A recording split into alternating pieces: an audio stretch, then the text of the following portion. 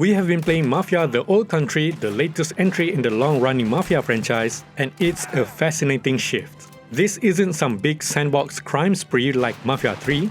Instead, the game takes us back literally and thematically to 1900s Sicily, acting as a prequel to the entire series. Built on Unreal Engine 5, it leans into a more focused, cinematic and story-driven experience, much closer in spirit to Mafia 1 and 2. And honestly, this might just be one of the best Mafia crime dramas we've seen in gaming.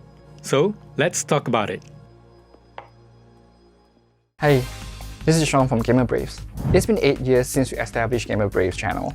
We went to a lot of overseas game conference. We did a lot of exclusive interview with a lot of prominent figures from the industry, Ryuzo Sugimoto, Sean Layden, and even Yagu. One of the easiest way to support us is to subscribe to our channel. Support like this will actually gives us motivation and pushes us to produce better content. If you have already subscribed, thank you so much. Please enjoy the rest of the video. Mafia the Old Country ditches the open-world chaos in favor of a more linear, tightly written narrative.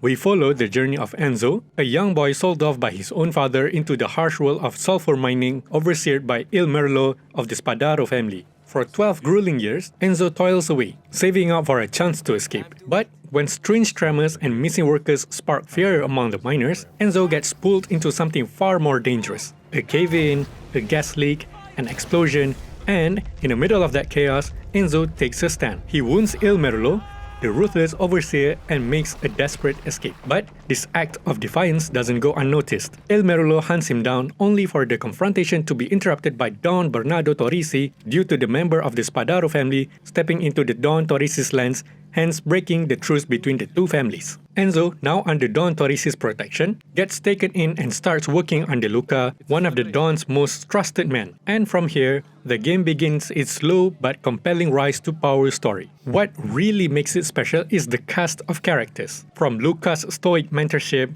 to Cesare, the spoiled but oddly endearing nephew of the Don, and Isabella, Don Torrisi's daughter, who instantly catches Enzo's eye. The character dynamics feel alive. The game doesn't just throw names at you, it makes you care. You start worrying about Luca in shootouts, feeling protective of Cesare despite his flaws, and anxious every time you catch a glance of Isabella because you know someone's watching and might say something to Don Torrisi. The world of Mafia, the Old Country, is filled with that classic Mafia tension, rival families, uneasy truces, and even power plays. Every chapter plays out like an episode of a well-directed telenovela TV show. The game nails its time skips, letting Enzo evolve as a character while never losing narrative momentum. And visually, the cutscenes are stunning. Lighting, facial expressions, and even subtle eye movements, all of it sells the emotion of each scene. Now, there is a catch though. All cutscenes are locked at 30 FPS with motion blur, and there is no way to change that. Some players might not mind the cinematic effect, but honestly, I just wish we had the option to turn off the blur. Still, the story makes up for it with variety. Missions range from simple errands and escort missions to thrilling car and horseback chases, shootouts, and dramatic knife fights. It all contributes to the feeling of being a part of this Mafia world, as Enzo climbs the rank and slowly learns the real business behind Don Torrisi's empire. The pacing though is something to note. The first 5 chapters are heavy on setup. They are good, don't get me wrong. But you won't really feel that classic Mafia hit until you are like halfway through the game. It's a slow burn, but for a story about rising through the ranks, it kind of fits. Like Mafia 1 and 2, the game is entirely linear. You move from chapter to chapter with no real open world freedom unless you choose to go into explore mode, which unlocks after completing certain chapters and is accessible via the chapter select menu. This mode lets you roam the gorgeous San Celeste where you can find collectibles such as photographs, Saint's card, and newspaper, also earn money, upgrade your gear, and customize your loadout. Gameplay-wise, there is a satisfying balance between stealth and action. Stealth missions give you choices. You can go for knife takedowns which wear down your knife's durability, strangle enemies with a button mash sequence, or simply distract them and sneak by. It is a smooth, rewarding, and surprisingly flexible. Gunplay is also great.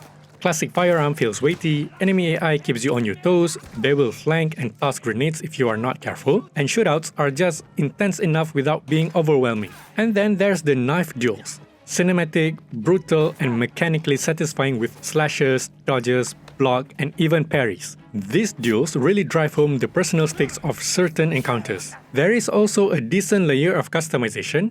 You can buy new weapons with different stats and passives, upgrade charms using medallions and beads, and even change Enzo's outfit and facial hair. Though cosmetics are optional and it can auto-adjust based on story progression if you are too lazy to customize. Traversal is a blast too. You get to ride horses and drive early 1900s vehicles, each with their own distinct handling. The cars especially feel weighty and old school but still fun to drive, and they have cool and classic designs. What really sets this game apart is its setting. 1900s Sicily is a fresh change from the usual American cities of previous Mafia games. San Celeste feels alive, from the ambient sounds of birds and footsteps to the chatters of NPCs reacting to story events around them. You will see stunning vineyards, distant city skylines, and mountain ranges that stretches out forever under the clear blue skies. It's all brought to life with Unreal Engine 5's lighting and environmental detail. And it is a shame that there is no dedicated photo mode, because this game is gorgeous. We played Mafia the Old Country on a PC running an Intel Core i5-13500, RTX 4070 Super, and 32 gigs of RAM at 1440p. On high settings with DLSS balance with frame generation turned off, the game mostly ran at a steady 60 FPS. There were occasional dips, especially in busy city areas or during long races, but nothing game-breaking. DLSS does a solid job keeping things smooth. I ran into the occasional subtitle hiccup or item that couldn't be picked up, but overall it was a polished experience. The only real technical gripe is optimization on PC, but it's nothing a patch can't fix, and hopefully it runs smoother on console.